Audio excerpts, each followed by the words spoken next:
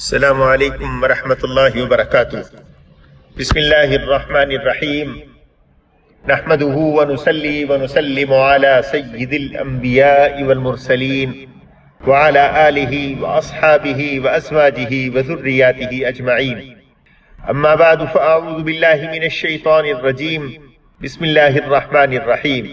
شہر رمضان الذی انزل فیہ القرآن ہدی للناس وبینات من الہدی والفرقان، فمن شہد منکم الشہر فلیصم، ومن کان مریضا او علی سفر فعدۃ من ایام اخر، یرید اللہ بکم اليسر ولا یرید بکم العسر ولتکملوا العدۃ ولتکبروا اللہ علی ما ہداکم ولعلکم تشکرون۔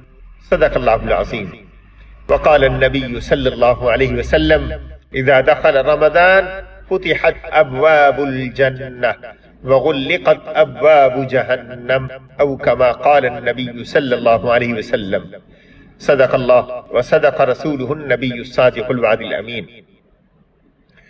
شعبان المعظم کا بیشتر حصہ گزر چکا، رمضان کی آمد ہے۔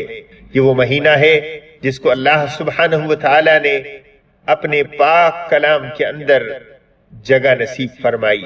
یہی مہینہ ہے جس کا نام قرآن کریم کے اندر آیا، یہی مہینہ ہے جس کے اندر اللہ نے قرآن کریم کو نازل فرمایا، یہی مہینہ ہے جو اللہ کے رسول علیہ السلام کی عبادت اور آپ صلی اللہ علیہ وسلم کی اعتکاف، آپ صلی اللہ علیہ وسلم کے بے تحاشا سخاوت کا یہ مہینہ ہے۔ یہی مہینہ ہے جس میں اللہ اپنی جنت کو سجا دیتا ہے، اس کے دروازوں کو کھول دیتا ہے، جہنم کے دروازوں کو بند کر دیا جاتا ہے۔ یہی مہینہ ہے جس میں شیاطین کو بند کر دیا جاتا ہے اور ان کو زنجیریں لگا دی جاتی ہیں۔ یہی مہینہ ہے کہ جس میں مسلمانوں کے ایمان اور ان کی روحانیت بلند ہو جاتی ہے۔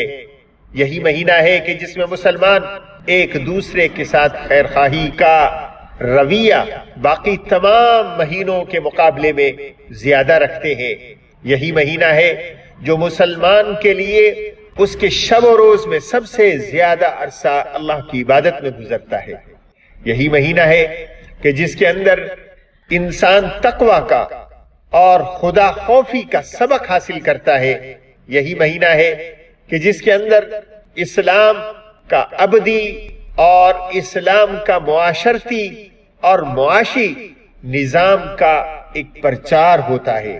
یہ وہ مہینہ ہے کہ مسلمان دل کھول کر اللہ کی راہ میں اللہ کے بندوں پہ پیسہ خرچ کرتا ہے۔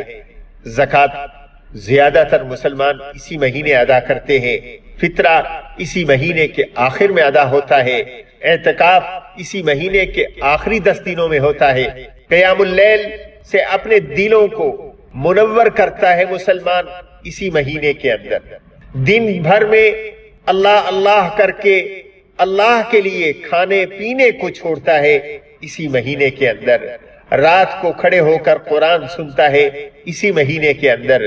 یہی مہینہ ہے کہ جس میں اللہ سبحانہ وتعالی نے اپنے پاک کلام کے نزول کے لیے جس کو منتخب کیا، اور یقیناً یہ انتخاب اللہ کی حکمت ہے، لیکن ہمارے لیے یہ جشن نزول قرآن کا مہینہ ہے۔